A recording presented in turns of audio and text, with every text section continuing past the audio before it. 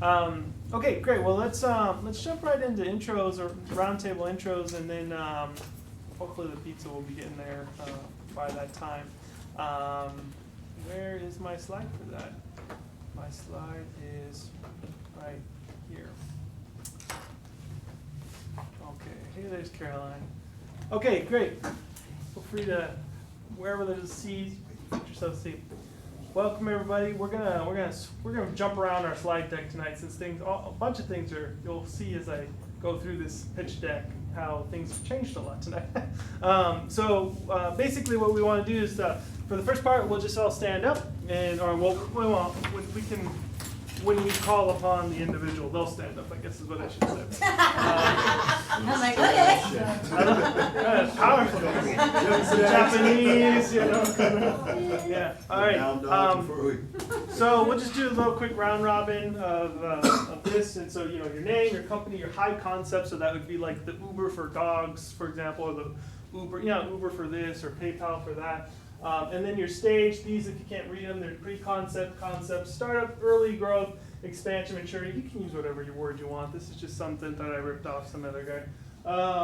Offer, this is something, like, hey, I've got a community that you can be part of, a food and tech community that you can be part of. And your ask is trying to make a very specific request. Because if you just say, hey, my request tonight is like, I need marketing support, well, you're going to get, that's the kind of response you're going to get. But if you say, hey, I need someone who's going to operate a business in Thailand or something like that, then you might be able to find that person tonight a little bit more specifically. So I'll start, and then we'll just go around. My name's Daniel, or Asiago online. My company is the Food and Tech Austin Group. The high concept is that we are Austin's food and tech community. The stage is early stage. We've been around for 2 years.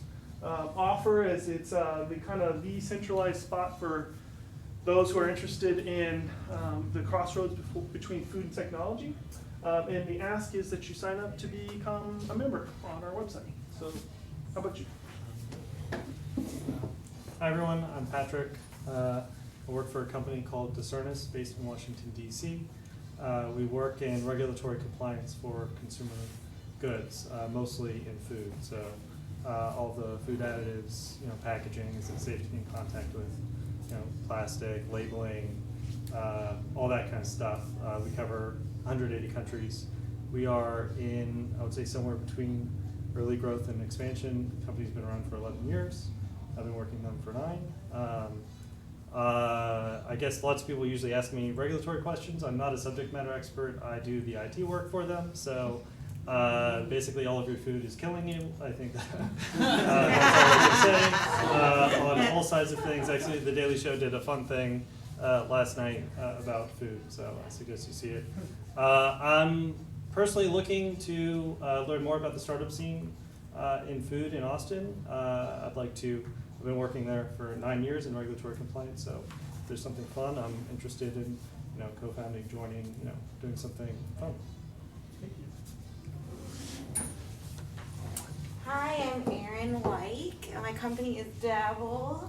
It is a startup from Chicago, launched in 2011. We just launched down here in Austin this last summer. The high concept is they don't like me to compare us to Groupon, but it's just easier this way.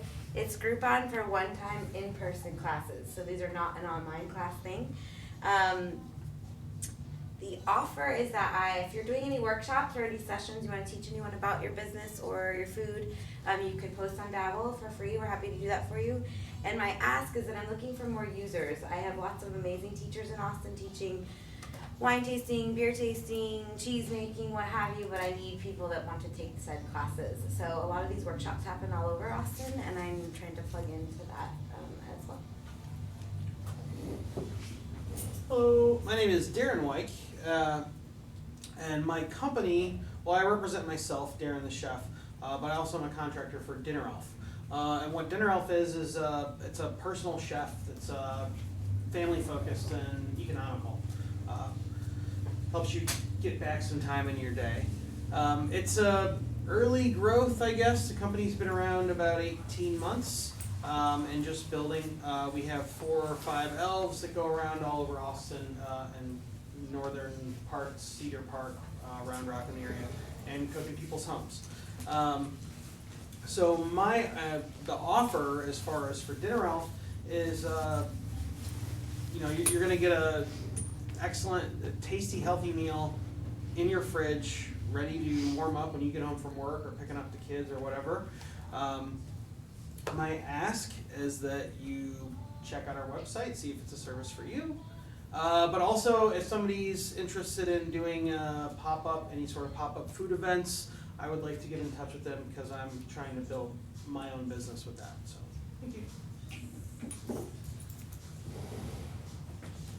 My name is Sarah Ahualia, and I I'm here under a company that I'm just creating, so it's a concept that I've created.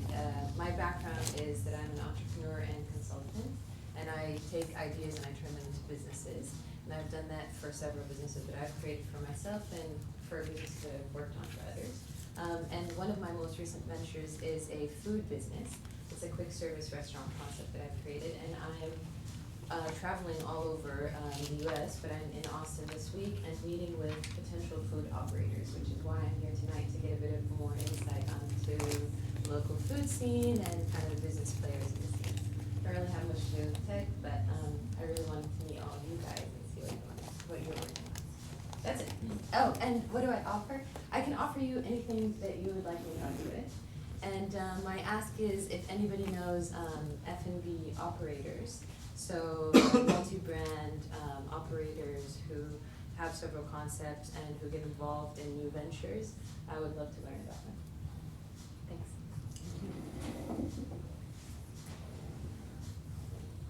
Hi, I'm Natalie Lockhart. I've been in Austin, almost 30 years. I'm a huge foodie.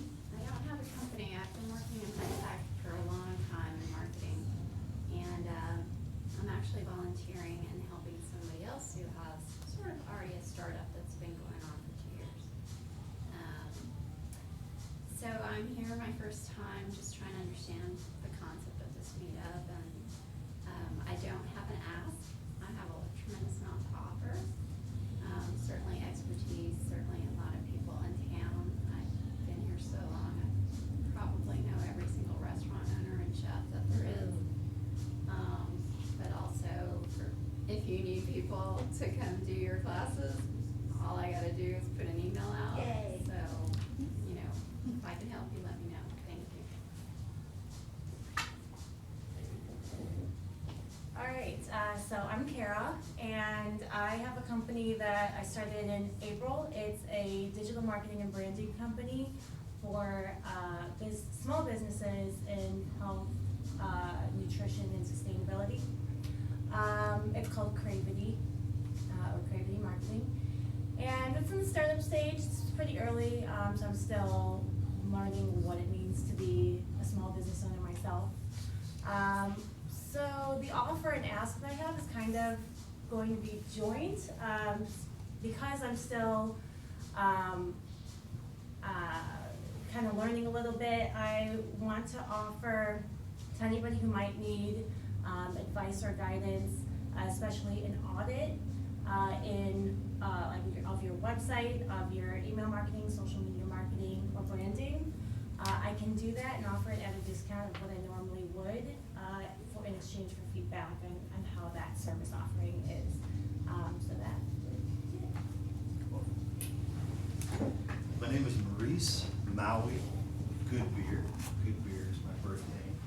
I represent a company called Nutrient Foods. We are the passion project of a billionaire by the name of Peter Castleman. And our high concept is we are fighting back this war against big food and big pharma that is basically killing us in what we call the morgue, which are the center aisles of the grocery store.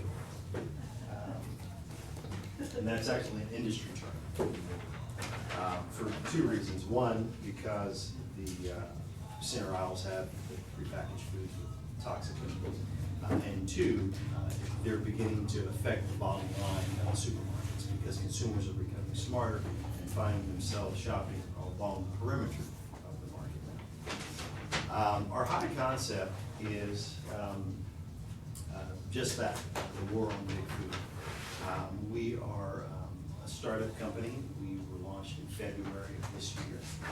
And our offer is we hold a tasting every Wednesday at Mr. Natural.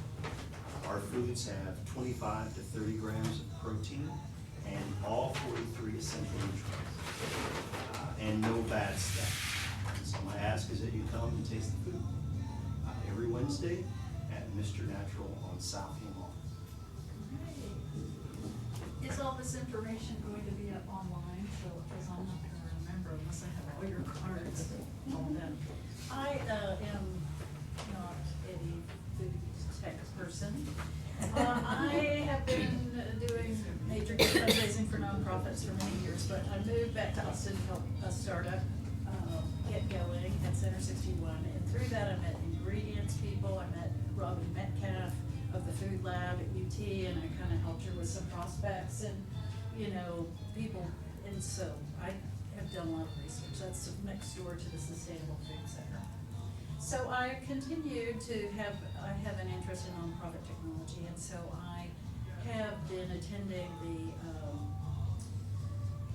Tech Breakfast, which is next week, and I have on my feed now, because I was on social media so early, I have Fortune and I have Forbes people following me. So I attend those and get the word out so that they in turn can pick it up. And so I picked up a lot of followers. But the point is I have worked with nonprofit startups from the grassroots, literally do it for nothing, because I've worked in many remote locations from the ground up. So I don't really have I'm just interested in all this, and I keep up with Robin and Bob Metcalf and Capital Factory, and if I can be of help, let me know. I'm sorry, what's your name? Carolyn Appleton. My website on WordPress is carolynandappleton.com. So. What's your doing? I'm Michelle Huber. Been in tech for a long time, 30 years actually, and I'm still trying to figure out what I want to be when I grow up. And my question to you is, how many of you learned how to cook from your grandparents or parents? Right?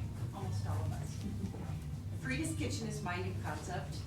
We're right in the startup phase as well. What we're doing is we're bringing chefs, ethnic chefs together with people who are interested in relearning what our grandmothers taught us as kids. So we call them culinary experiences. It's not a cooking lesson where you sit there and learn how to chop. If you don't know how to chop, we teach you. But it's about learning the history and the culture behind foods. So right now, I'm like I said, I'm just getting started. I have I think 3 chefs now that we're working with: Indian, Italian, and a baker. My offer here is, as you said, I have a lot of marketing and digital marketing experience. So that's what I know well. Business, I've started business, this is my second business. My ask, I am looking for chefs, and I want people who are passionate about ethnic cooking and bringing it to Austin, because I'm tired of fusion. I want real ethnic food. Okay. Is Frida your grandma? Frida was my grandmother. That's so sweet. Yes, exactly. I'm Rob. I work for a post-secondary program here in town that teaches culinary arts to anybody who enrolls. I've taught in high school settings for nearly a decade to the youth, anybody who's interested in culinary arts, and I am currently employed by this business, but at the same time I'm trying to build some businesses, so I have a number of ideas, but the current one that's sort of getting a lot of traction is one that basically is going to be the solution to most of the K through 12 food service operations, so that we can bring together a lot of success through what is demanded of them and what is required of them to accomplish feeding the youth of America. So we're trying to start here within Central Texas and build our way out, because it's easily something that is identified through any public education institute, but it certainly can go way beyond that. Anybody who requires food service operations and solutions for. But some of the other ideas that I'm working on is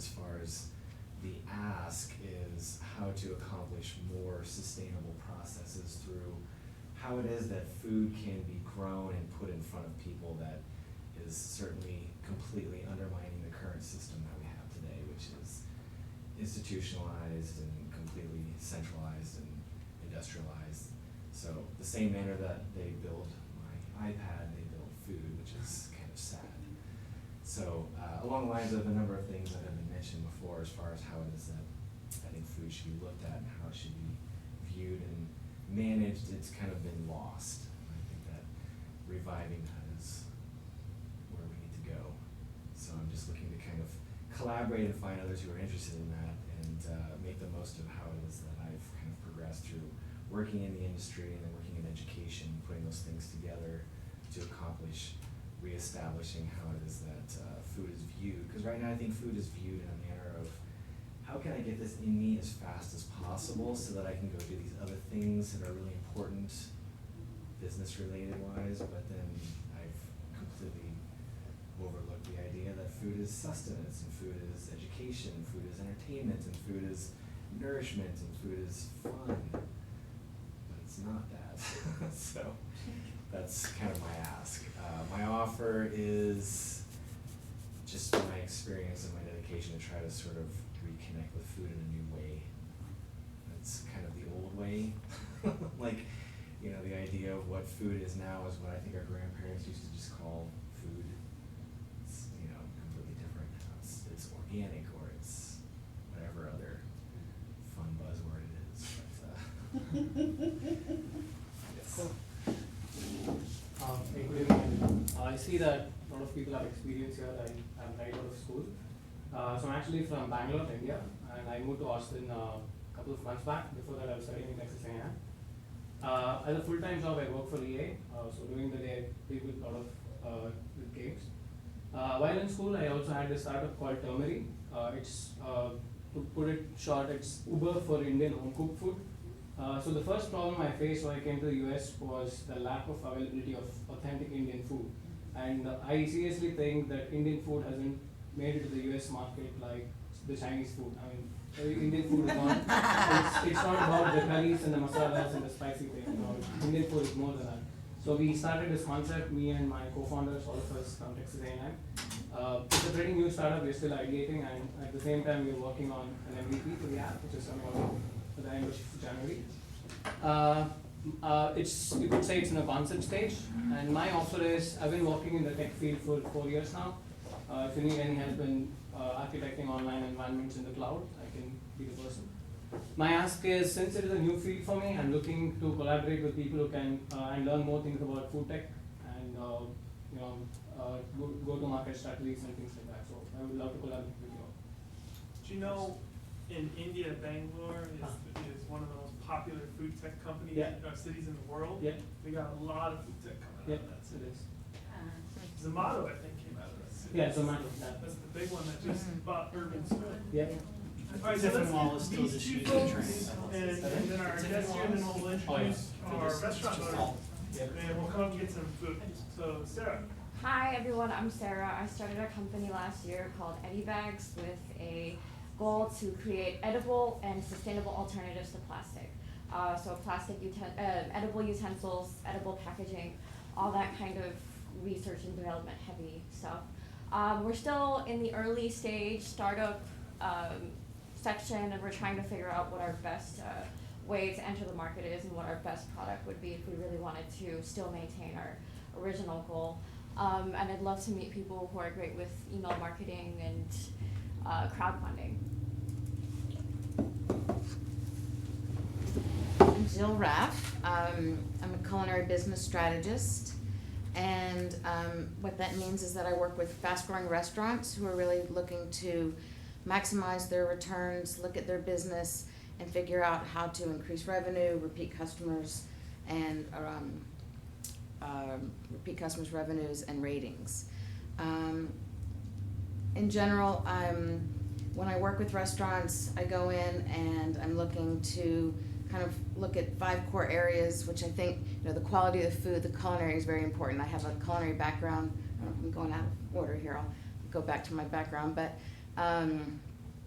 So I think the culinary experience is really super important. That's one of my elements, but I think equally important is your customer experience and all that's involved with that, from the minute they answer the phone or greet you at the door until when you leave.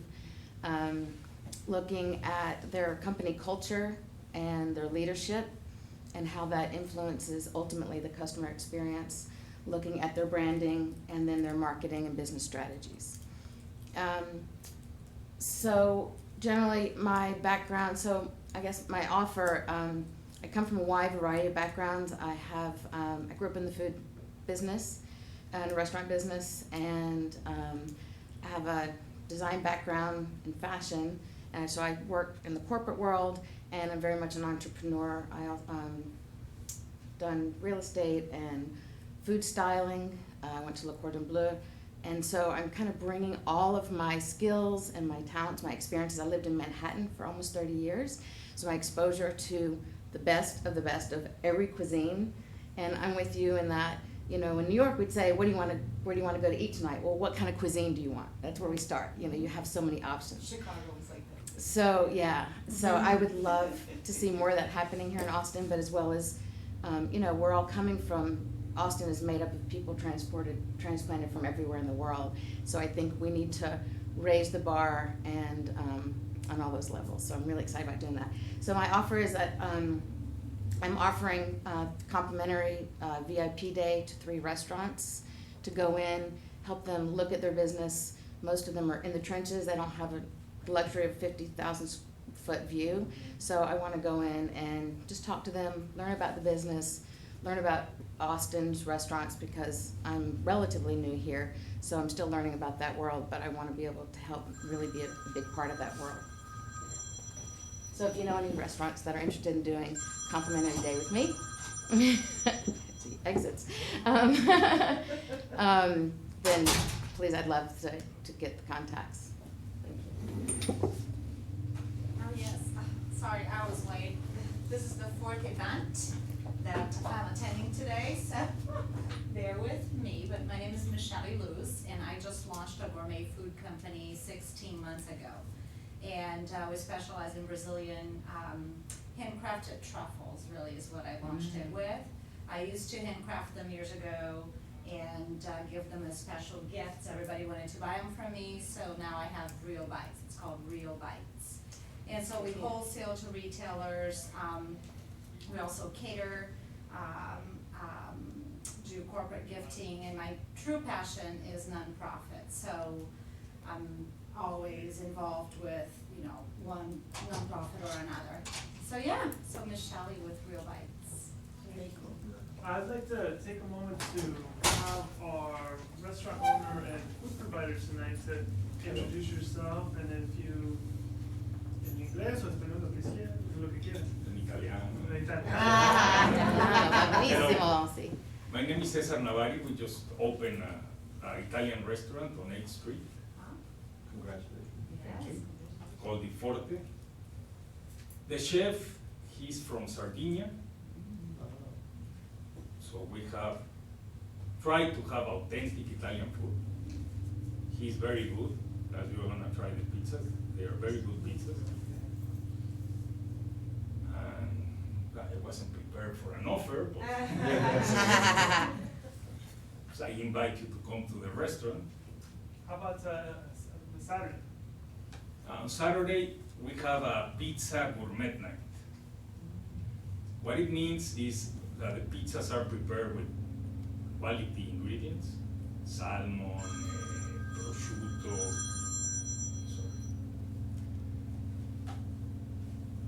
different pizzas that the chef makes. He in Italy, as they call it, is a pizza master chef. So he's really good in pizzas. We have very good wines from Italy, from Tuscany. So I invite you to come on Saturday. Where is it again? 8th Street, between Brazos and Congress. You walk It's out. called Incubator. It's right there. Incubator. Yeah, from here is half a block. So on that note, why don't you guys get yourself some salad and some pizza and some water if you want some water from the fountain. And then while we're eating, we'll go through the little short presentation that we've got.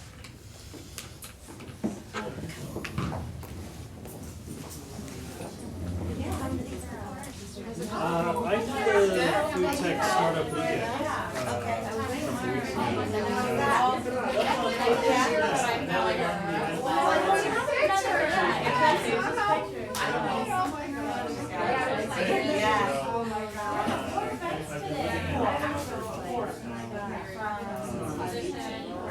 I'm originally from DC.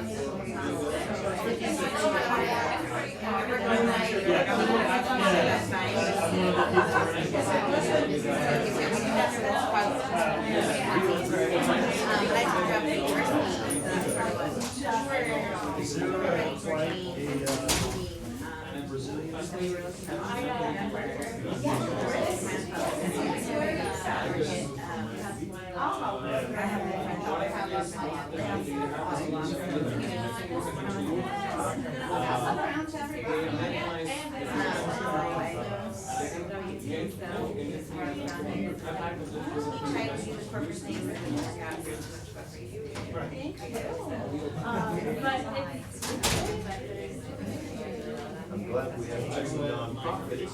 Oh, absolutely. Absolutely. But I met the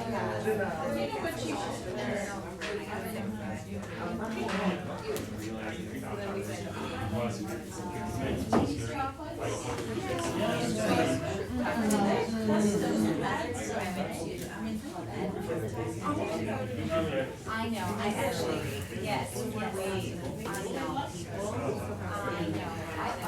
I did, one event for them,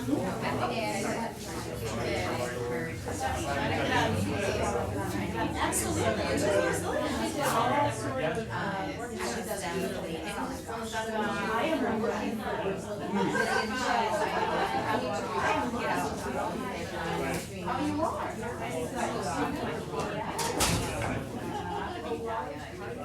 What is your company? It's called Freeze Kitchen. So are you doing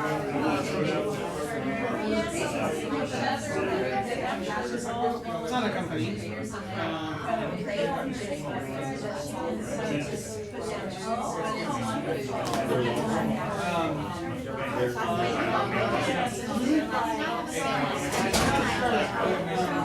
Well, I know you.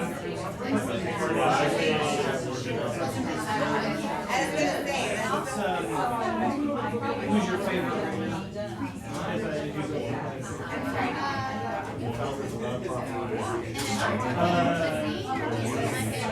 What's your favorite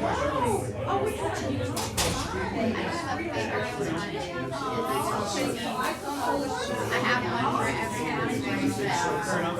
I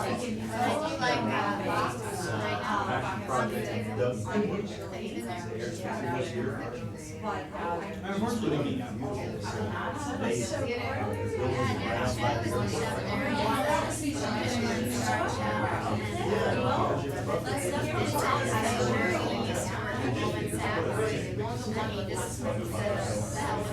I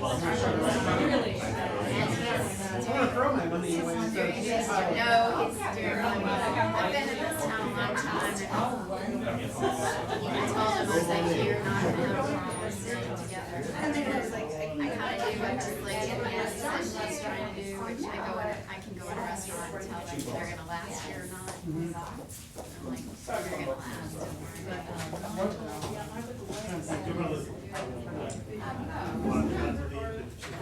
Oh,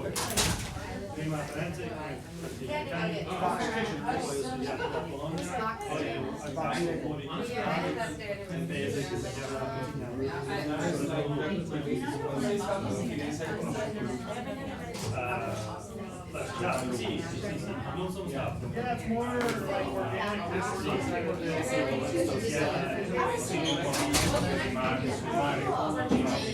Well, see,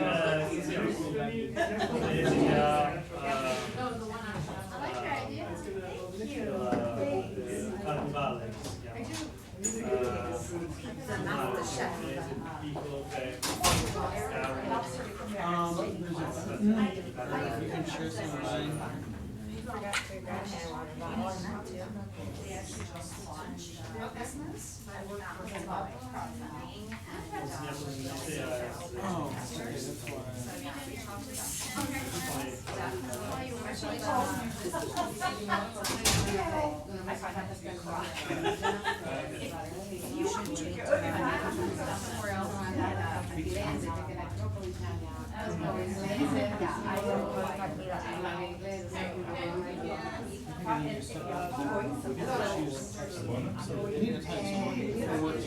Your mom?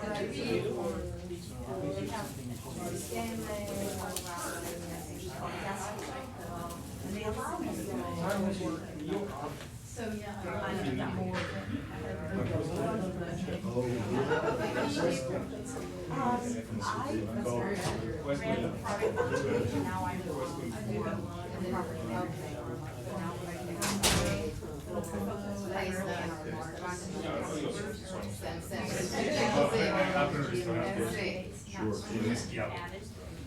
Commission-based. There's a lot going on.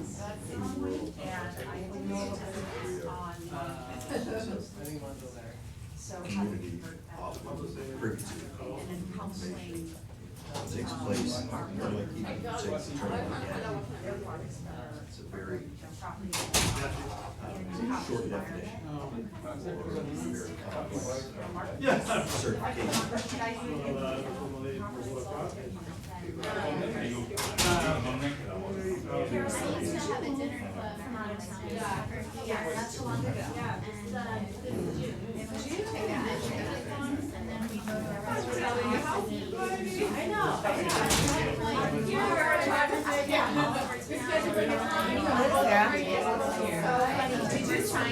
Most recently, I've been bankrupt in Dubai.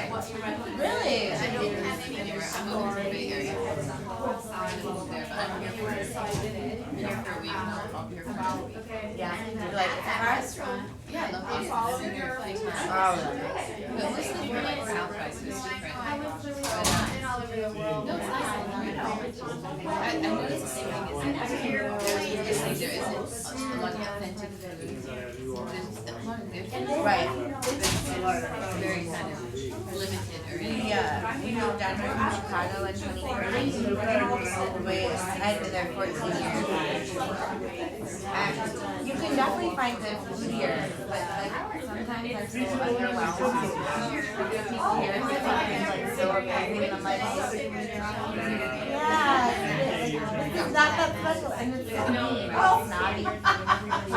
Chicago has some pretty amazing. So it's just been funny to be like, yeah, that's, yeah. Yeah, I was surprised. I was gonna, I went to a restaurant last night that I liked, I don't remember what it's called. It was Was it Key, was it? QI? Oh yeah, that's right, it was half a QI?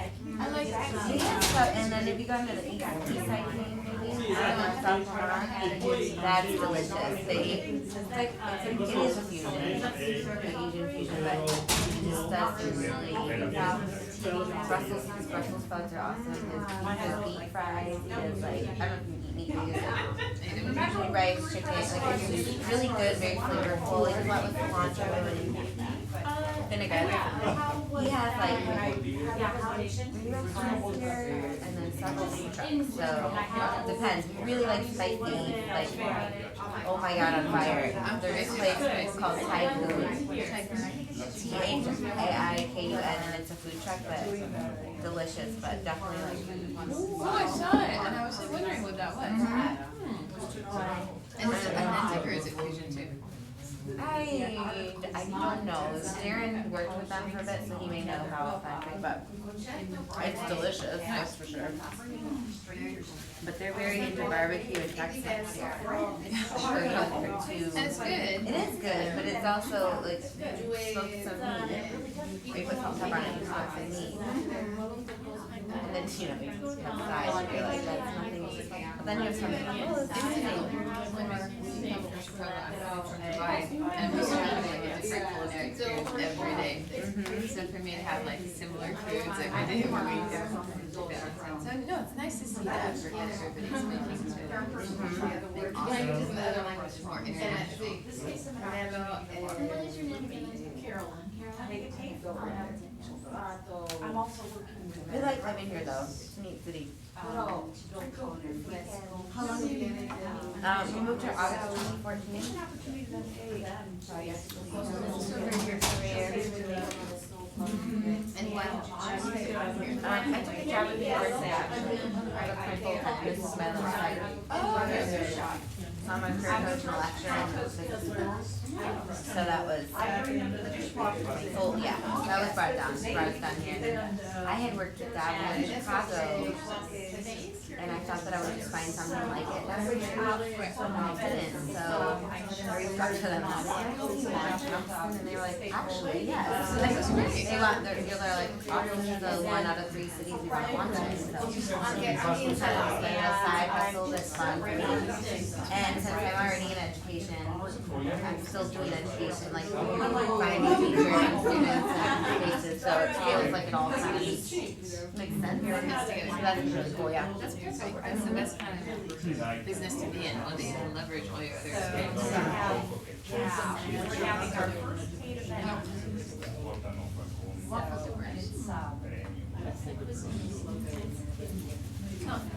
Entirely novel, but it's novel in the sense of how I've created it. Like I think very waffle different, so you choose your dip, you choose the filling that you decide on waffle, and we can go through, and it comes in a tray, you choose your It's kind of like a Euro style, like you get a golf and then you just get a little like. I know what they are calling it from the restaurant, yes, so but it's a lot any more colder? edible, like without making so much. such a mess. Right. You can do a pork and knife. Latina style.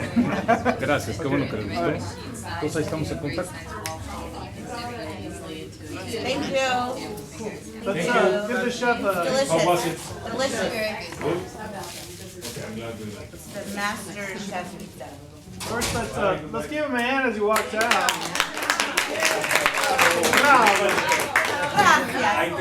Thank you. So Il Forte is down just downstairs. So yeah, it was very Italian style pizza, right? It's definitely thin and crispy. So thank you so much for him. And looks like some of you guys were practicing your Italian, which was really cool. So let's get started with this since we're running a little bit late. A lot of things have changed tonight, and you guys will get to learn all about it as I mention things as we go along. But while we're finishing up eating, I'm going to go through a couple slides. So welcome to Austin Intro to Food and Tech. This is something that we've done. This is not our regular monthly meetup, I should probably state. We do a regular monthly meetup, which is more of like a networking, mentor. So I've seen some of you guys there before. And so that's going to be next Tuesday at the Natural Epicurean if you're interested. And that's more of your kind of mixer kind of stuff.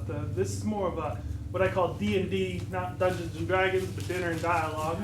And so I like them both though. So so this is something that I do up and beyond the regular Food and Tech meetup as a way to kind of give people who are kind of interested. We usually have a guest speaker.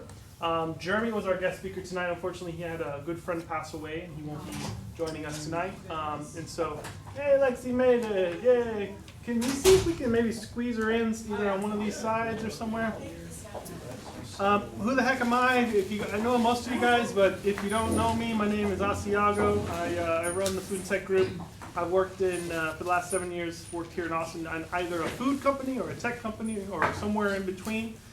So if you're interested in knowing about the scene, this is a picture of me doing the 1 month, 1 shop trip a month challenge at Costco. So that's why there's a bunch of food in there. Because What'd you call the challenge? The shop once a month challenge. That's what I call it. So I was So wearing you my, had to live off of that in 1 month? yeah, so I just put the, my favorite part about this pictures is the thing that says custom gutters in the back, you know. It's really What do you want with your food? So this is not an overview of like the tech industry. There's some really great meetups for the startup, you know, intro to the startup space and intro to the tech space here at Capital Factory, and at some other venues. So I encourage you to check that out. That will go into more, you know, metrics about why Austin. However, you know, I just put a couple things up there. There's a great one by Damien that I really like, that you can get the slide deck online for free. But you know, Austin's always been known as a tech city as well as a food city. And I believe that there's kind of a crossover between the two. And so that's kind of what we're trying to do at the Food and Tech group. So there's all these big groups, and the reason why you would come to Austin.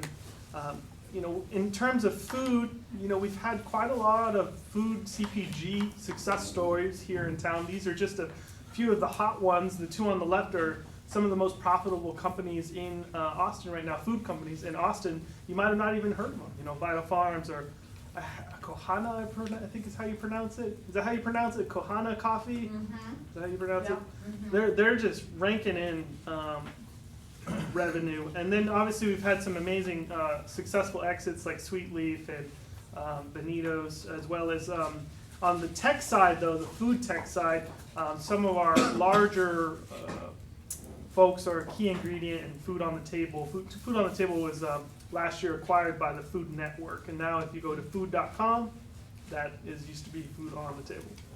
It's pretty cool when you have the domain food.com, right? So tonight's agenda, we're going to go really quickly through what the heck are we defining as food tech. Then we'll have a little roundtable discussion, and if we have time, I've got a few resources that you guys can have. And of course, if anyone wants this slide deck, just shoot me an email. My cards are all over there, or you can come up and I'll shoot it to you. What is food tech? Food and tech, Food+Tech, you hear different ways and different descriptions.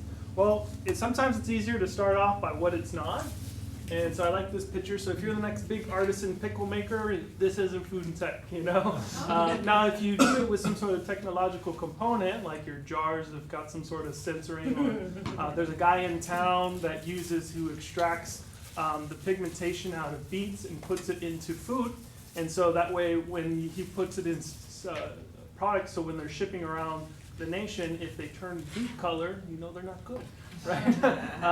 And so, you know, if you have something like that, that might be considered in the food and tech space. But if you're just kind of like the culinary craftsmanship and that sort of stuff, you know, you gotta kind of move a little bit more with some technological stuff. So what is that? What is food and tech? As I kind of describe it, it's kind of the intersection of the food and tech industries. And so some people come at it from more of a foodie angle, and some of them come from more of a techie angle.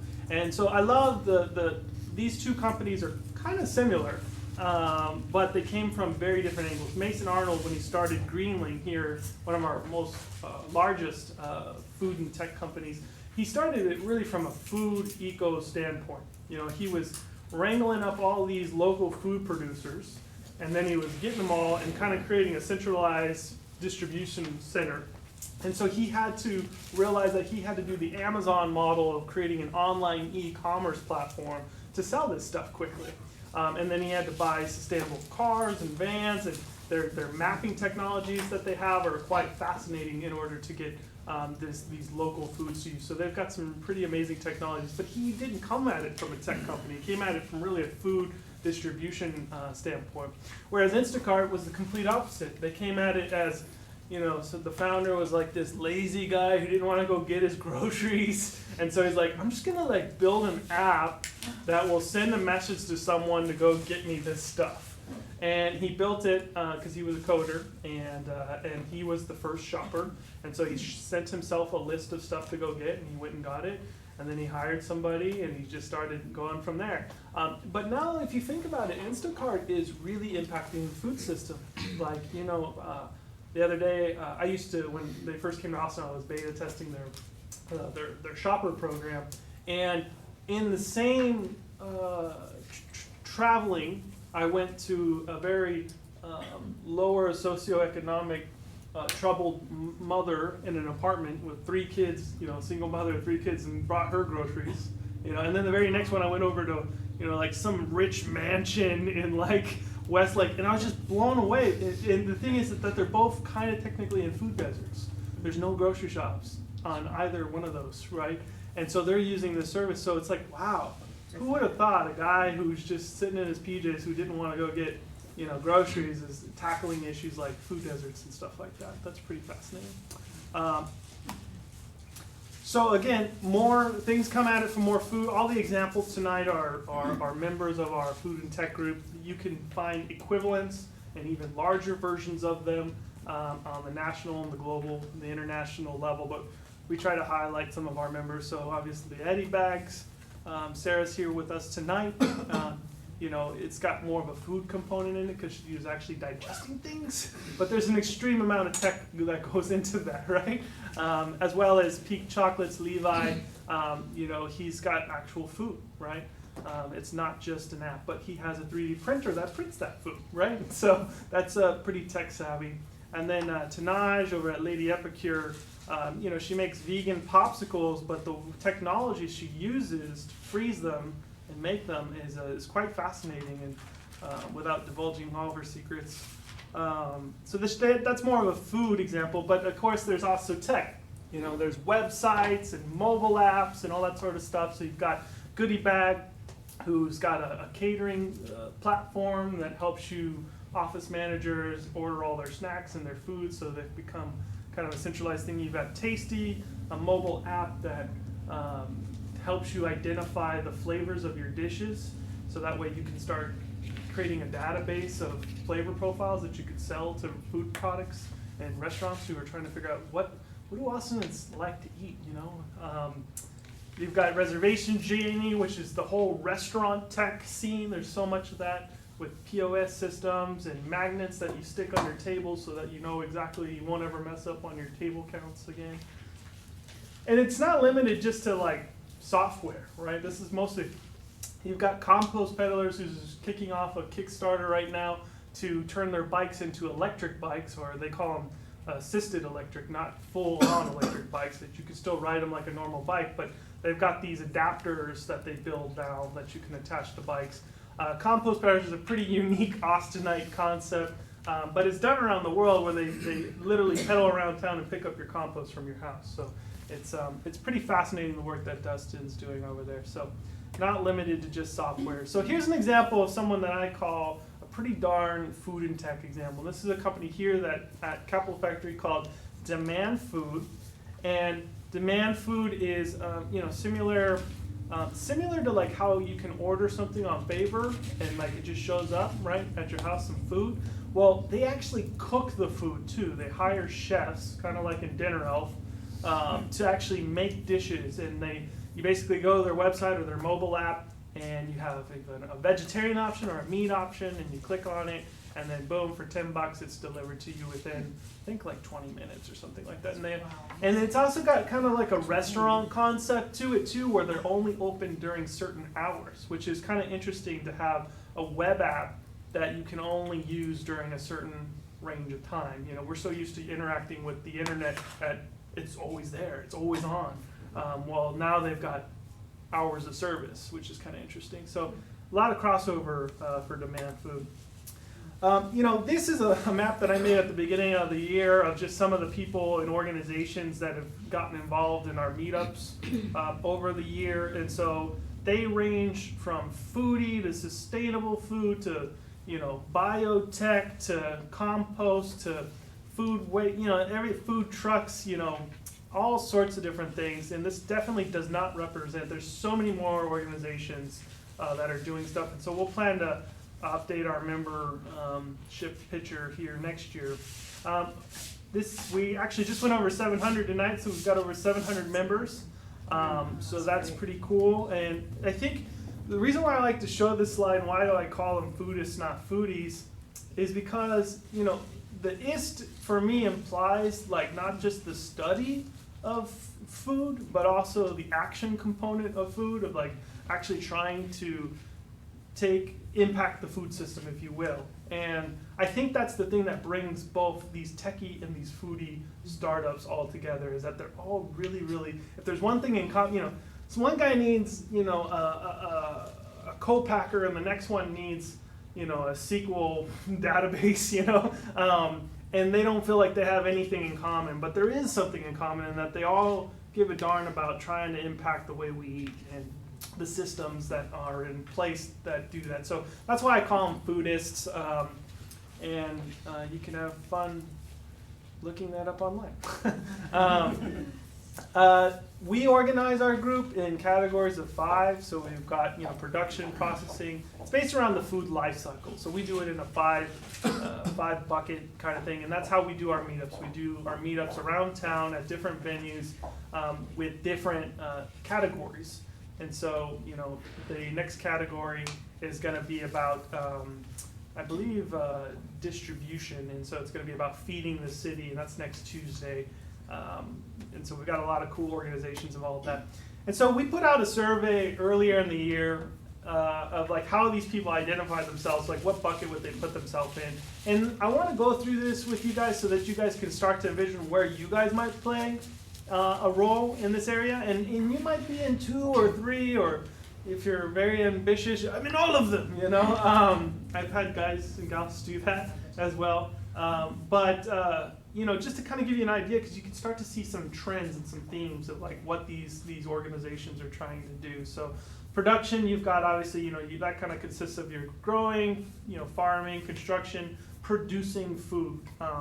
So you've got, farmer incubators like Farm Share, and you've got robotics, Bluetooth technologies like Kakashi, that help you understand the conditions of the farm that are going on. Now again, these are all companies here in Austin doing things. You've got more organizations that are trying to support gardening initiatives like Urban Patchwork, who uses technology like maps to kind of what's it called, GIS? What's it called? Yeah, it's global. GIS, all the gardens in town, so that way you can pull them up and go get involved in the different gardening projects. You've got people producing cricket flour and products from cricket flour. That's Hopper, cricket. Johnson's Backyard Garden is one of our most recent members that joined, but they've been around for quite a long time. Britton is, I think I heard a statistic that out of all the local farms he produces, out of all the food that comes into Austin, he doesn't even do like 0.02% of the food that's grown, and yet he's the largest local food producer in town. And so it just goes to show you, fascinating how much food is actually imported in. And like, if you give a crap about local food. 1%. Yeah, 1%. I saw with Edwin the last time I came to the meetup. The food policy manager, I think he said like 1%. 1%. But that's all, not just Johnson's, right? Well, yeah. Like 1% of the food eaten in Austin is grown in Austin. Oh, That's crazy. And 40% of the food that's produced in the nation is thrown away. yeah. Wow. Processing, you've got more of the construction, so this is kind of where your food goods tend to come in. And also, in addition to having your food goods, you have these kind of culinary incubators or co-shared cooking spaces, right? Like Cook's Nooks and Capital Kitchen. They change what they are like every other day. Like one cooking incubator, and the next time there's something else. But essentially, it's like shared common resources, because it's hard to go buy yourself a whole kitchen and all that sort of, follow all the regulatory process and stuff like that. So having someone to kind of take care of you in that sense is pretty cool.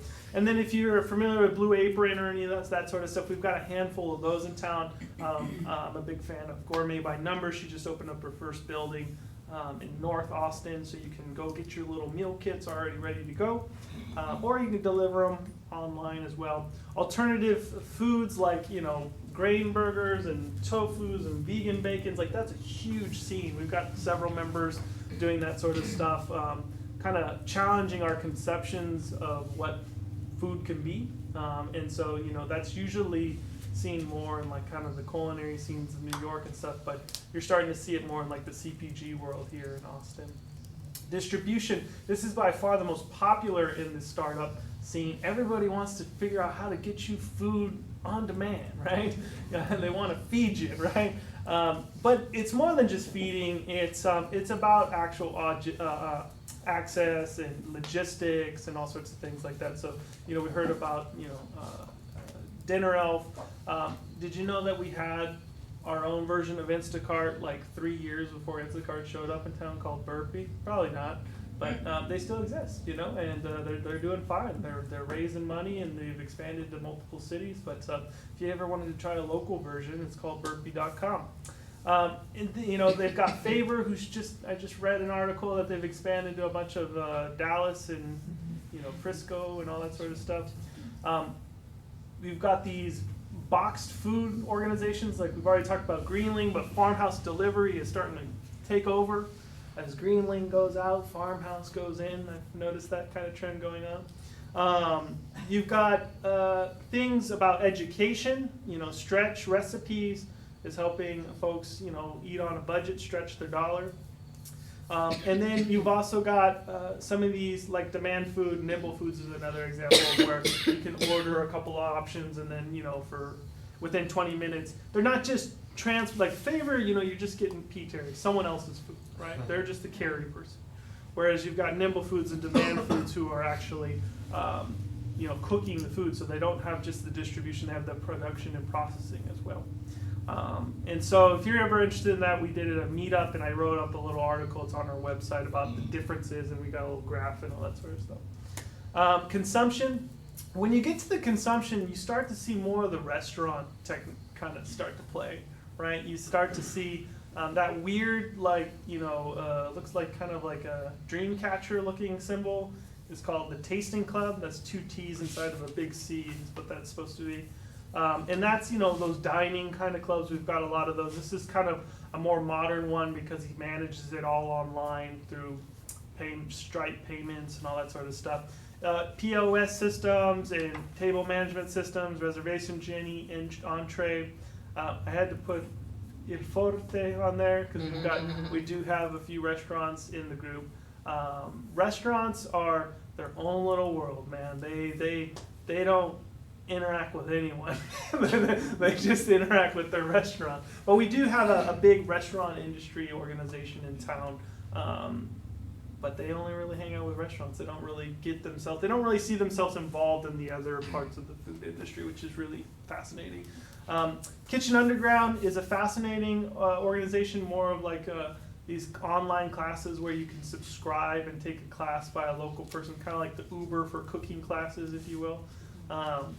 And then there's all these subscription boxes where you can subscribe to snacks and spices, and I really like the one Kitchen Table Passport because it's like a international culinary education and you get the spices to cook for it. So that's kind of a popular, that's one of the ones that I kind of like, but we've got a few of those in town as well, those subscription boxes. All right, and then the last category is one that I find extremely important, but it's not as sexy, if you will. It's one that people don't really like to think about, and that's like, hey, what happens after you eat it, right? And so that's waste and recovery is kind of the world, or the hipsters on the east side of Austin will call it upcycling, right? So you've got some more neighborhood initiatives like compost peddlers that are working within neighborhoods, and then you've got more industrial size initiatives like Organics by Gosh, who actually, if you ever want to go dumpster diving, I recommend the one behind the Central Market off 38th Street. They give away the best. They don't really give it away; they throw it away. But if you go to that, they've got Organic by Gosh dumpster bins, industrial size dumpster bins for food waste. And like you were saying, about 40% of that gets tossed out. Yes, I have dumpster dive, and yes, I know it's illegal, but it's an experience. So. It's illegal? Yeah. I never knew that was illegal. Health concerns. Yeah. Because they're afraid that the company will, you get sick and then you'll sue the company kind of thing. But there's a lot of workarounds that a lot of people don't know, like the Good Samaritan rule and that sort of stuff, where you can donate food and not be held, liable for the donation of that food. And so the Capillary Food Bank's starting to do some really, really good stuff. It's not just, mac and cheese and, Campbell's soup anymore. You can actually, they're building a space downtown you can drop off your fresh foods, and within the hour, they'll convert it into something safe to eat for folks. So that's kind of some of the cool work that they're doing on. And there's some other groups that are doing like biofuels and stuff like that. I don't have any of their logos up here, but they're doing that. And of course, I always like to talk about Sarah's thing because it's just so freaking cool. The idea that you can take food waste and make it into edible packaging, I find that fascinating. Did you have Keep Austin Fed on that one too? I saw it earlier. Probably, I probably did. I don't know if I did, but yeah, they're a member as well, and then they do some amazing work trying to rescue some food as well. Keep Austin Fed. You heard of Break It Down? Break It Down is another one. That's what all the food. Melanie, I take improv classes with one of the co-owners. Nice. She's not a member yet, so she needs to be a member. I'll tell her. All right. But again, this is kind of the industry on the national level, and so you can see there's a lot of organizations. This is one that they, another group, some advisors do, and they categorize it this. It's more granular than our 5 categorization system, but I encourage you guys to Google Food+Tech map, and you'll get this online. And if you want to know how you get on our map, you take our little survey, /startups on our website. And if you do that and you're a member, which is $25 a year, you get on the map and you get all this other cool stuff too. Cool. Any questions about food in tech, Food+Tech? Curiosities, questions? All right. Well, our host, our host is right here.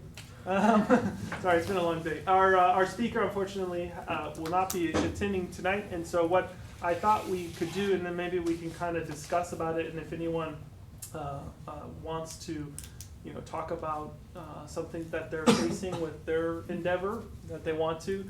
I think that one of the purposes of keeping this limited to about 20 people is so that we could have more of an intimate dialogue about, giving crucial feedback, so that way, think of this as like a training ground space instead of, just going out there and learning in the School of Hard Knocks. Like there's a lot of talent and capacity at this table from different aspects, and so so we can do that, but I wanted to bring back 4 slides, and then we can discuss.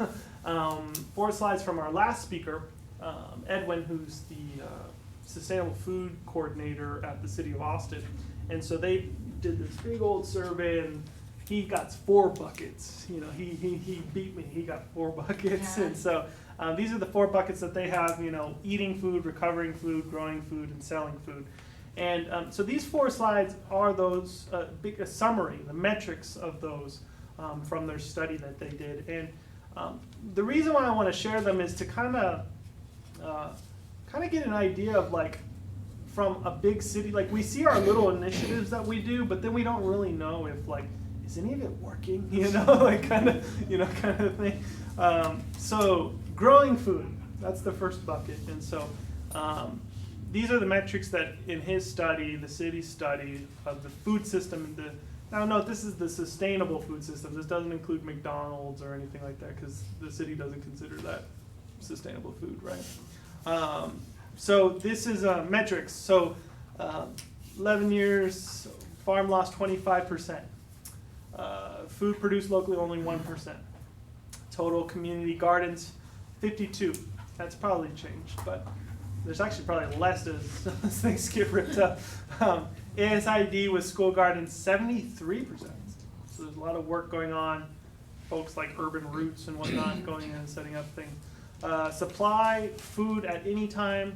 So what he means by that is that if the roads were to blow up, we would have 3 days of food in the city. That's it.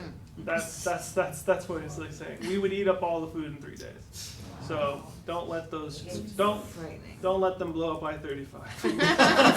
I know we all want it gone. But, this is a metric that is nationwide, not just Austin, that I find fascinating, and why these farmer incubator kind of things are really cool that we're doing in Austin, is that the average age of a farmer is 62. That's the average age. Right? And so the one of the things on the national dialogue, if you follow the Mark Bittmans and the Michael Pollins that they have, are like, what are we going to do when all these old guys die? Well, I think it brings us to your next line on your slide there, that's staggering. Oh, yeah, well, That's that's, like- that's a whole nother thing, yeah. Be a farmer. Yeah. Yeah. At all. Is that a More year? sustainable, doesn't it? Yeah. Yeah, that's Yeah, a year. yeah, six- Well, no wonder why their sons and daughters are going off If you and looked at neo-farming, there's flowers. Well, that would be the farm worker, not That's the farm necessarily worker, the not necessarily the farm farm owner, Right. but that's the farm worker, right? And so it's really interesting. So if you're interested in production and that sort of stuff, like where are some of the opportunities that we could potentially, you know, create to help that sort of stuff. And then he's got a little map where all the dots. I can't read it. He sent it really small. So next bucket is selling food. You know, we sell a lot of food. We consume and buy a lot of food.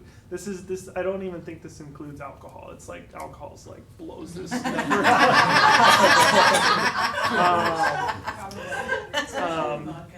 Total economic impact 4.1 billion. That's 0.45% of the GDP in Austin. Food manufacturing comes out to be about 737 million. City of Austin sales tax revenue is 63 million off food. Austin eats about 3.6 billion annually, and then he's also put some of the farmers market initiatives. So he counted 18 farmers markets. So that's kind of an interesting thing. We'll go to the next bucket, eating food, food insecure. This, they take census of, I think this is self-identified as food, food insecure. 18%, only 57% are eligible for SNAP, formerly known as food stamps. And then, 25% of that is children. If you ever do work with Meals on Wheels or any of that sort of stuff, or you read of the book Hunger in America, you'll be blown away on who actually are the people who are hungry. You go to visit other countries and stuff, you see hungry people in the streets and stuff, and you're just like, oh, that's hunger, And then you read a book like Hunger in America, and you're just blown away. You're like, whoa, never thought about that, Never thought about that you could be hungry and just still drive a Hummer, but you just lost all your money. You're shaking your head. You read that book, didn't you? No, me? No, Caroline. Oh, Caroline.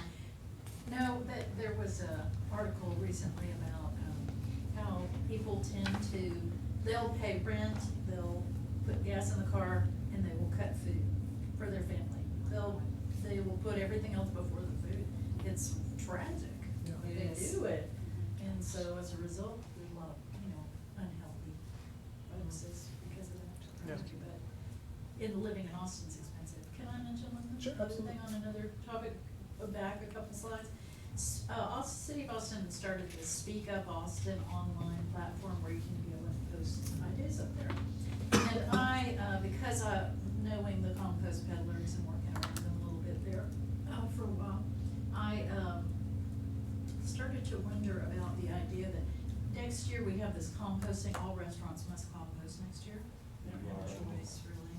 And they tried to get rid of it and then they couldn't, so the voters said, no, you can't, you have to do it. But my thought is at the same time that you have that happening, couldn't there be a movement to create more community gardens? But also for-profit companies to actually run those gardens, because it's nice to have volunteers, it's nice to have school gardens, and I'm not saying not to do it. But you could actually have some companies developed, I think, using the compost now from all the restaurants. Where is it going? Big pile somewhere, And so it seems to me there's a business opportunity here for-profit garden they all have the operation and same maintenance. footprint that's the rooftop. Yeah. That could easily be, Right. because if they paved over the land and put a building on it, the rooftop is now completely available to still be Yes. arable. That's Well, already a urban- sustainable model in Singapore. Like Urban Roots, educates young people how to farm, and they have their farming plots and all that. I mean, it's great to have that, but really, I think there could be companies that could do that if you could hook them up. So I actually kind of proposed that. I live up at the Domain, which has a lot of restaurants, and I said, why don't we just have our own community garden? I even pointed out an area we could do it, and call it the Cordon Bleu Compost Program, and kind of make it as kind of an example for other areas, trying to spiff it up, So anyway, I'm just saying, garden business, real business though, to do that in tandem with the law, that's coming That's the up. thing, is there's a lot of restrictions that are unfortunately Yeah, restricting, that, curbing some of the things that could be done. but to stop that, get on Speak Up Austin, tell them, get rid of those. If you're available on Tuesday night, there's actually, I think, someone that would love to meet you. His name is Yogesh, and he participated in our startup weekend food that we did a couple weeks ago. He got second place, and it was a for-profit service model to make community gardens for people. Because let's face it, we had the Food is Free project for a while, where it was like, hey, we'll give you a free garden, and then you take care of it, you have food, and food is free. And then it just died, they all died. moved to Arkansas. And they moved to Arkansas. There's a few people that are kind of hanging on and trying to help, but they had to move, unfortunately. Yeah. With this low percentage of locally grown food, it just seems to me we have an opportunity to just turn that whole thing around. Well, the other But thing you is need you have to the kind of words. move people away from eating meat predominantly, because you can't grow meat in the same way that you grow Right. vegetables and fruits. A lot of land space that's available is landscaping, so garden landscaping, tax incentives Yeah, for you're gonna garden have to landscaping. convert people from thinking that their yard is not a pretty thing to look at, but a pretty thing to eat off of. Why I not? think too, That's climate not- wise, it's very expensive to grow food in Austin. Well, we have- I've tried we have a to pretty even good garden climate and here. I've been in gardens and This, quite we have an expensive. almost 4 seasons year that you can grow, even other crops, depending on how things go, but it's the fact that you have to dedicate time. Yeah, You and really money. I will say the Nonprofit Technology Network had its national conference here last March, and I helped them put it on because I've been a member for a long time, and they actually had 3,000 people coming from everywhere from Poland, Canada, all over. So what they do is they have a day of service. So all those people coming to Austin could sign up for things to do, and so they asked local nonprofits, do you have needs for a day of volunteering? It was all food, it was all food people. They wanted them all in the gardens working and all that. So what I'm saying is there is a really motivated, around ingredients and all of those the East Austin Center 61, Sustainable Food Center, there's that energy is there. We just need just a little more business sparks. Let's see It's a what big one. this one has. Let's wrap up these, and then we'll finish up with some dialogue with the group real quick. So obesity rate 25%, diabetes 7.4. He's got a stat from, I think he's got it from the city, 9 billion obesity costs Texas. I don't know how they calculate that, but food retail over 6,000 restaurants, 85 full service grocery stores.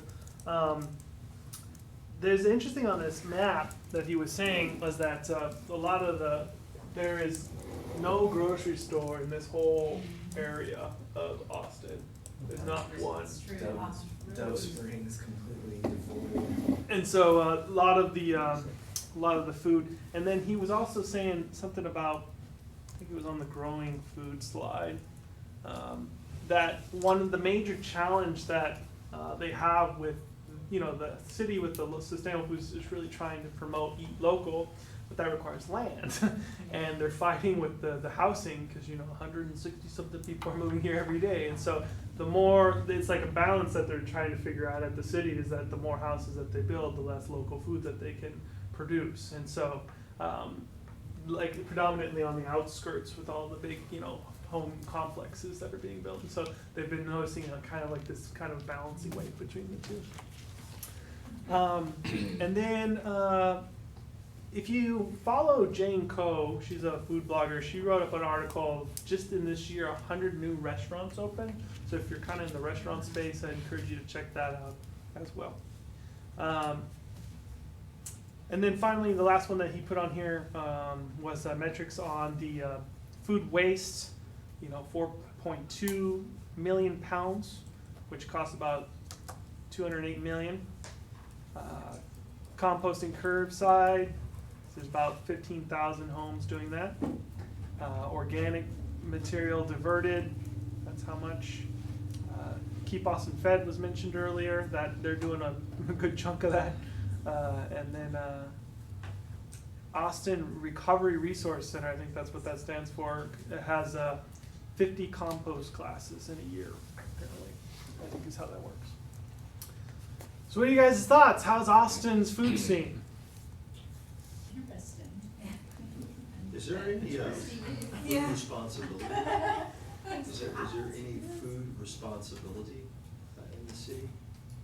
What do you mean? Just in terms of ingredients, in terms of the foods that are being fed, any points of responsibility that coincide with some of these numbers, because we're now seeing childhood diabetes, infant diabetes, and so a number of these illnesses are coming from our food sources.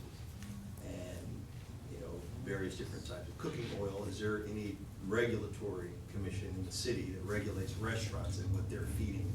Because a lot of our attention has been on, the grocery stores and different types of packaged food, but what is the area of responsibility for restaurants and what they're feeding? If you look at the public school district, they're highly regulated, and you can kind of go from like campus to campus to identify who it is that's under those regulations based on free reduced food meals, but That's typically a very low standard too.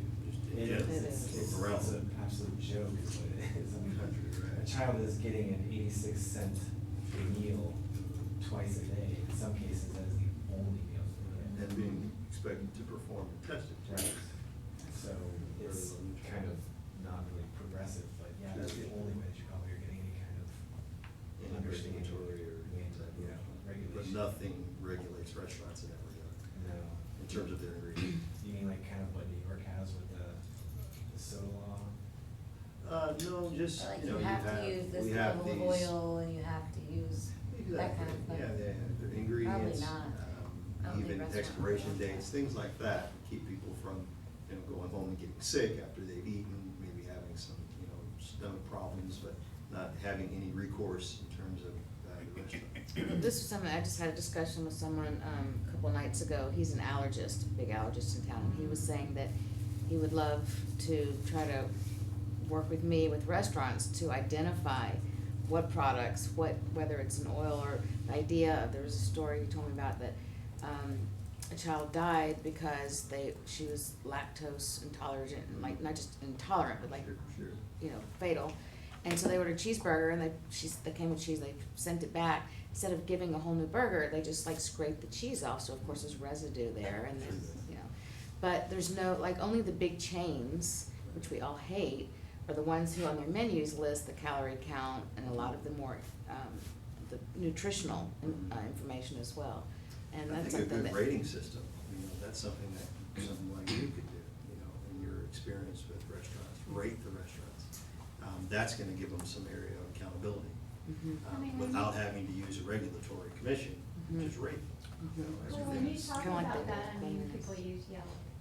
Well, of course, but I don't know that Yelp, In Yelp. this city though, people really do look at it Oh, and they sure. will, Yeah. I've seen a restaurant shut down within 2 weeks. Just from Yelp, I would imagine. So the The food city is didn't even have bad. to come in, right? I mean, down to the type of oil you're using, I Sure, don't think sure. people even have that kind of palate. right. So But people don't identify. to identify, I just ate something that was coconut versus peanut oil. But I think it's back to education, you can educate. I think the That's palate step, here in is Austin education. is really amazing now. And in fact, people that I know from New York say that Austin is becoming a better food city than New York City now. Well, we're typically Not even close. We have so far to go. These are people I know that travel back and forth from New York to Austin and live in both places, so I'm. That's where I still come not from. I think it's kind Because of if you get starting. information from USDA and FDA, they're still wrong too. Yeah. They've been telling us since the 50s to drink milk from a cow, which is not what human should be. Baby drinking. cow growth formula. So there's a lot of things that have been out there that need to be corrected. And so it comes back to that understanding of how it is that we should be intaking all of our nutrition. That's all the additives and everything that's within the ingredients of the food anyway. Right. It's like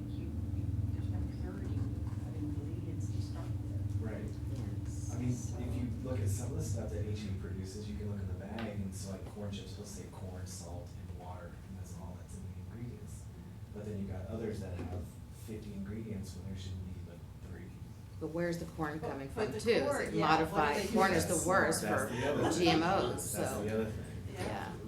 We're not gonna tell you that because there's too much lobbying against it because it's money. Very serious. And rice with the arsenic from the ground, especially in the south, where there used to be cotton fields and now they've converted into rice. And then the arsenic has been remained in the soil, so there's a real problem with rice from America versus getting it from overseas. It's a lot of stuff. I don't know on the local level if there's a regulatory, department that identifies what's in it. I know that they do that in the FDA on the federal level, but. The health department, I'm sure they get Right. involved at some point. Right. It's typically after things are a problem. I think that would have been, what I can do is I can try to jot that down and talk with our speaker who was supposed to be here, because what he's trying to do in the small economic development department is navigate the city, because the city is ridiculous. It's got so many departments, and when it comes to the topic of food, because food is so diverse and vast and what it needs to be checked upon, that they have all these different departments doing it, and that's what he's trying to do right now, actually, is trying to figure out, okay, well, the health department deals with this, but then the sustainable department deals with this, and then the commerce, chamber deals with this, and it's all related to the food, right? And so that's what he's gonna present. So let me jot that down. Please do. It was sparked by, kind of the direction that we've seen some of the larger, food companies, like, Chipotle's just gotten some trouble for E. coli. And when you're, serving people in the masses like that, that's something like that is bound to happen. And, it's just got an apology, I think, so far for something like that. So it'd be nice to know, because a lot of people are coming to Austin. They can, look at Austin as a city that has reliable food, because not only is it good tasting food, but it can be safe. Yeah. It's better than Bluebell. You could have gotten lied to. Yeah. Oh, God. It's like one factory. So I've got a whole bunch of slides for resources. I'm just gonna blast through this, and then we can kind of just leave the rest of the night to open networking. So that way you guys can connect. I saw a lot of heads nodding at each other. I saw one person walk off with that person, so that was good. I think they got their values worth. That's good. But so, this is not, comprehensive by all. So, don't come to me for everything. These are some really great organizations you guys can come to as well for information about this kind of food and tech scene. Obviously, the city of Austin, we've got our own Food and Wine Alliance. Sustainable food, we've got a sustainable food investor group, we've got a bloggers alliance, we've got Food in the City, which is becoming kind of a media outlet for how we feed cities. That's the old Food Lab, correct, that's the old, formerly known as the Food Lab. And in terms of business resources, startup business resources, these are just 3. Again, I encourage you to check out those online organizations. Slide decks that talk more about specifically this tech startup scene.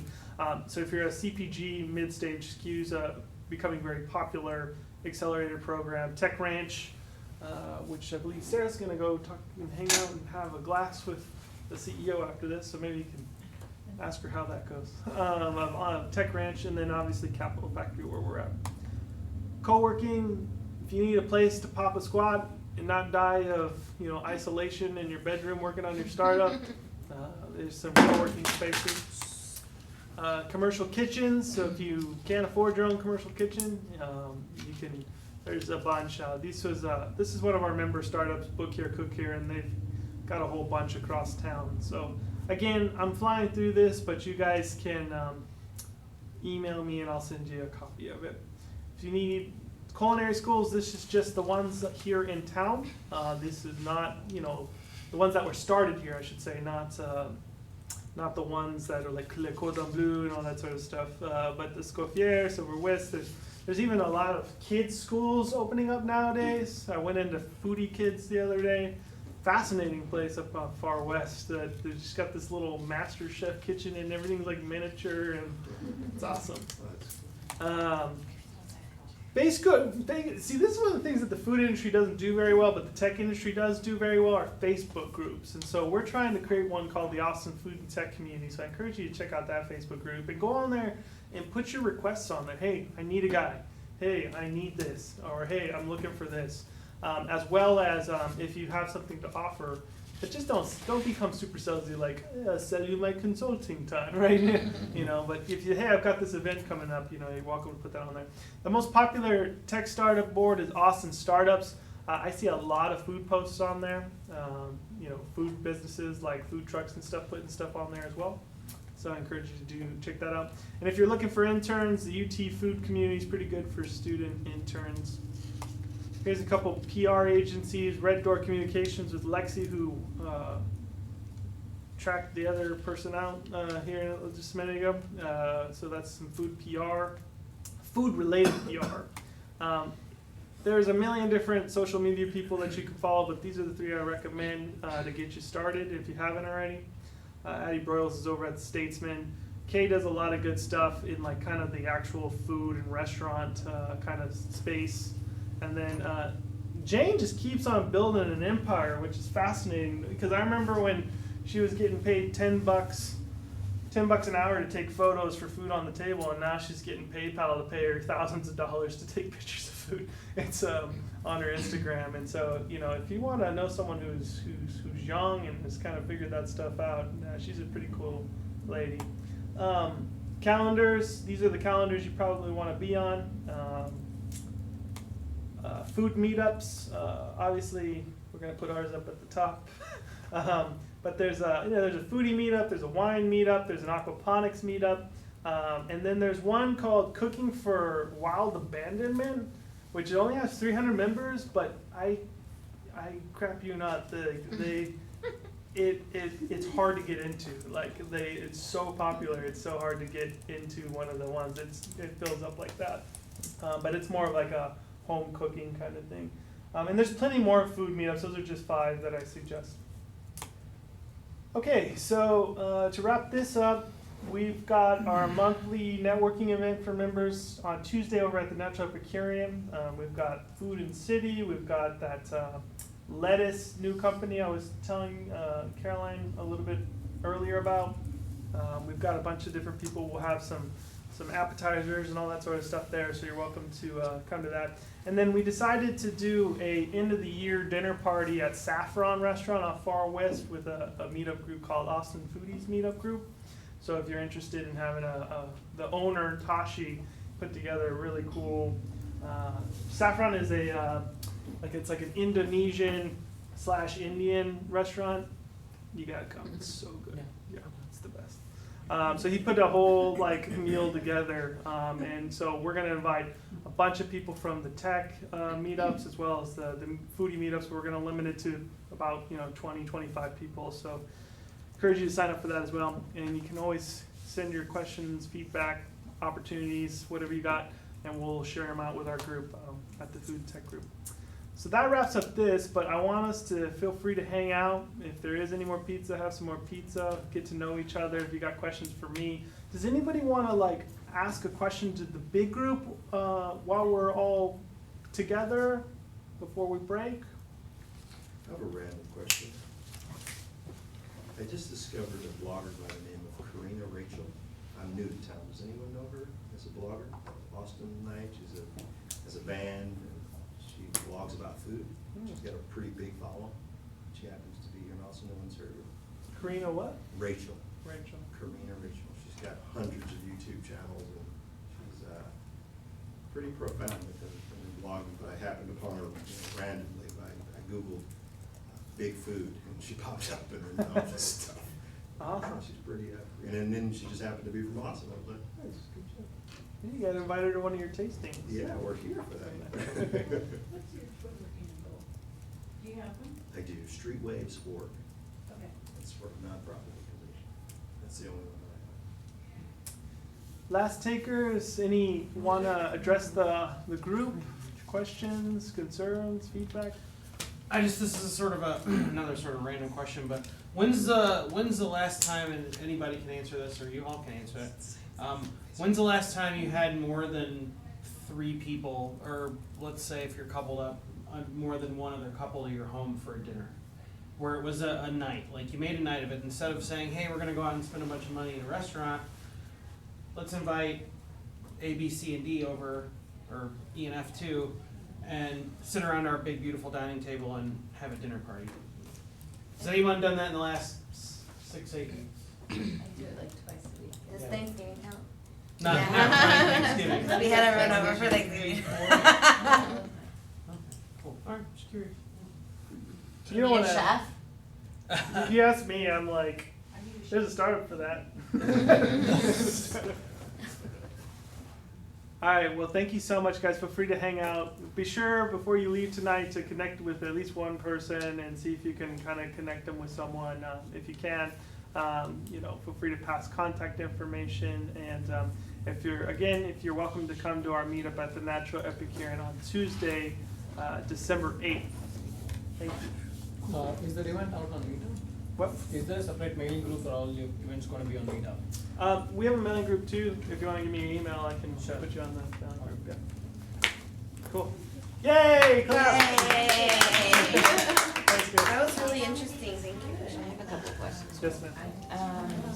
So you mentioned, I think it's Yeah. I think it's really, I never thought of it this way. If you ask the lady at the front, she'll give you a card, and it validates it down to $5. It's just what, Okay. no, there's no. I didn't know that, that's good. Parked across the street. Where? I paid like $2 for like 2 hours Maybe I'm. on the street. Oh, yeah, if you can find a spot on the street. Yeah. That's You made a very astute Stations. comment that for some reason the restaurateurs don't see themselves connected to the voices. It's so messed up. and it's Well, I interesting. cook just So about where anything. do they, I'm where all do they about have it? Just Bars. together and they just? I like simple food. Yeah? Go get I'd rather something have. like they've got Well, I'd their own rather like have little something- community. Like I'd they'll rather go to a something workout have restaurant, and they'll go to a bar restaurant. Like really late at night, Yeah, like, really late at night. I always went. it's like when the Hot Blue Ribbon got started in Manhattan. Yeah. I remember eating something like that. Like if you want restaurants that are like more see themselves as part There's of the like food 5 things, system, there's 4 things on you gotta go to these like Look at that plate. like theme restaurants like Do Dine something where nasty, you know. that chef sort of talks chef's about was- like how we have to it was- it's got like kind of a social cause. It's just in general restaurants. And I charge They're just like hit the grind, smoke some cigarettes on our break, and go. So I always been a sour afterwards or whatever. So yeah, I mean, it's I have a lot of respect for Rockets. I think he's pretty much a genius. Are there workspaces that, I mean, I pretty much work from home, but I keep saying I have to get out of the house He's because amazing. I'm not as productive And as I'd I like could to maybe be eat there. by being home is always distracting. Stuff. Yeah. Working from home, so is there any place that potentially there might be other Yeah, so, food related? Taking the whole I restaurant. encourage you to hang out at, it's not open yet, but Cook Snook. If, that's Joy's event. Cook Snook would be a good one to contact. What do you think? I don't know if I know this. She's the one who, right, and that's her adventure? Yeah, still opening. Oh, yeah. Oh, Great. I was there. Congrats on 700 membership, that's awesome. No, that's okay. I was really good. She was like, these are Thank so you. important. I was like, Hopefully you found some use out of it. I heard you Getting doing this 700 Italiano. Sì, oh, mi lasci di Italia, parlare anche italiano. There was an Italian couple. Really? Oh, Oh, yeah. Teaching cooking and So stuff fun, like I that. miss using my languages. It's fun. Daniel, did you ever hear back from your froyo? Never calling back. We can give him another call though. Yeah. I don't want to bother them too much. Yeah, I mean, Yeah. it's like one of those how much do you want to chase kind of thing, you know? It's a difficult one. Like the more There's some people where it's just like, I just don't feel as passionate as I once did. It's just too difficult. So you just, so you've been in Austin, you're from Austin originally, you're in Austin? I've been here since I was and I talk a lot of do what you were saying. No one ever brings up like vertical farming. So churches, but I go to new restaurants. like it's too engineered. But it's brilliant. I mean, it's like the future. 100%. It's the best way to go about anything. Vertical aquaponics. Yeah, any kind of Numerous criteria. Imagine if you could create like an air conditioning with They an have something aquaponics unique. pool to grow That's food. sounds really Would you nice. go? Or if you could have a rooftop garden with solar panels at the same time and provide Well, if power I'm gonna go get to the house while Takeout pizza is I really mean, difficult. and purifying water. There's specific. That would be really cool. Like everybody knows. In Austin, where? But depends on the time. Because my husband's like constantly in search, we're always in search, so I'm always curious to hear like, because when a subject comes up, like the other night just came up. Oh, a trailer. Forty North? Yeah, but they're putting out Buffalina right now. On that oven's been I think I just We did that as double class. We did cookie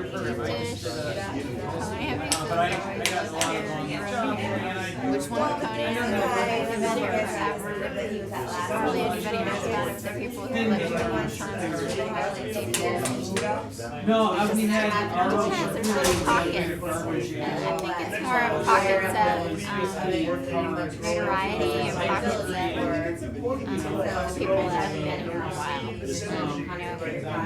There's also, Mexican, depending on which range, Texas, Indian, part of India. Oh, is there that many Indians where it's local? Yeah, there's a lot of different Indians. And different types.